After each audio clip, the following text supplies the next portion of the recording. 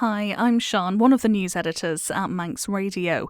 Well, last week, Treasury withdrew plans to stop low earners who are self-employed from being able to claim Employed Persons Allowance. It's after backbenchers voiced concerns in Tynwald that the move was unfair and would disproportionately impact the most vulnerable workers. On Manx Radio Breakfast this morning, Treasury Minister Allinson explained what happens next. We've been looking at the overall benefit system and trying to make it fairer, easier to navigate, which is why we've been digitalising it. And we went out to look at particularly Employed Persons Allowance. As you say, there's about 950 people who claim this benefit, which is really to support working families and those with young children or parents with disabilities. Around about 50 of those people are self-employed, and we know about a third of them are earning less than the minimum wage when you add it up, and there are some issues with that, and so we wanted to try to get people back into more meaningful work and also support them doing that through these changes.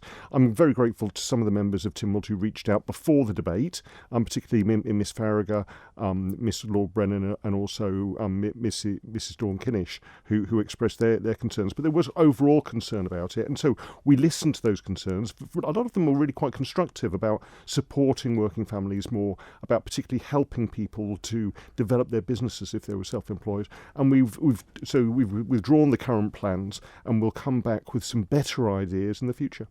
Now, some of the members felt that this move would have meant those who are currently working might have to rethink about that and end up coming out of work altogether. Do you agree that that could have been an impact? I mean, that was certainly one of the issues that we had identified in terms of the Social Security division. As I said, there's a small minority of people who get EPA who are self-employed. Part of the fairness aspects of it is that some of those are not making a profit or are paying themselves very, very low wages, and so could be seen to undercut other self-employed businesses as well. And this was not a benefit cut. It was to try to look at how we could enable people to earn more, either by going into full employment or develop their businesses more. And there's a lot of help from the Department of Enterprise to do that. But we certainly take on board the very constructive comments made by members of Tynwald. And as I said, to reassure people at the moment that there will be no changes to the system, but we are looking to see how we can support those people who are earning very small amounts of money through self-employment, having that topped up by EPA so they can increase their wages and also increase their skills and their ability to earn more to support their families. In terms of the timing of this, it was announced, obviously, before you went to Tynwald. We saw some criticism from the public of the potential impact of this. You mentioned that some of the members came to you ahead of the sitting with their concerns, yet you still brought this to Tynwald. Did you only withdraw the motion because it wasn't going to get passed? No, we've been working quite a lot in terms of reaching out to people who were getting EPA and understanding their circumstances.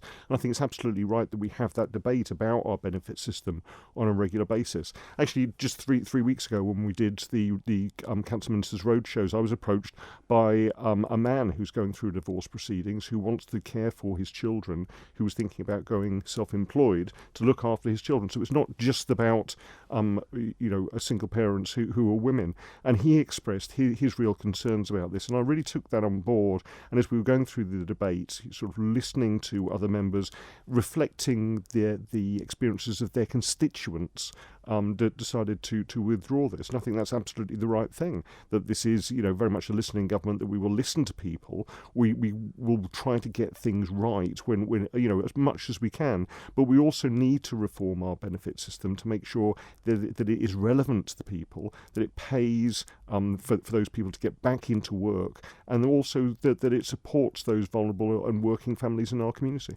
We've had a message this morning from Michael who says, I pay over £1,000 a year for insurance to be part of a building federation. The cure for the common cold is self-employment, as you don't get anything if you're sick. One young person I know is claiming over £46,000 in benefits a year. And as far as I know, says Michael, they've never worked a day in their life. How can you discriminate, says Michael, against the self-employed? Again, thank you very much, Michael, for feeding that back. He reflects that sort of idea of fairness in the system. This was not looking just at self-employed people. It was looking at the very small number of people who were self-employed and claiming EPA, so claiming a benefit to support them actually not being in a position to work full-time. And that's what EPA does. And we've got about 2 or 3 people who are classed as self-employed labourers currently getting EPA as well as working a restricted number of hours because of childcare issues.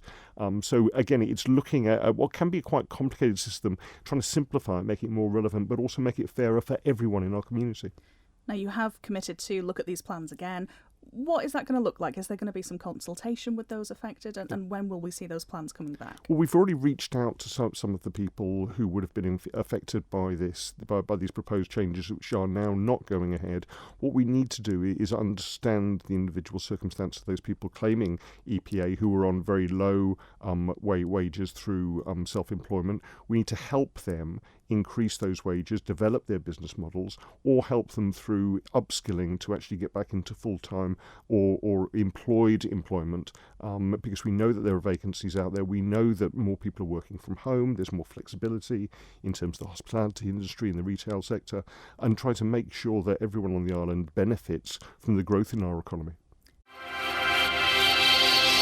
Thank you for making it to the end of the Manx Radio newscast. You are obviously someone with exquisite taste. May I politely suggest you might want to subscribe to this and a wide range of Manx Radio podcasts at your favourite podcast provider, so our best bits will magically appear on your smartphone. Thank you.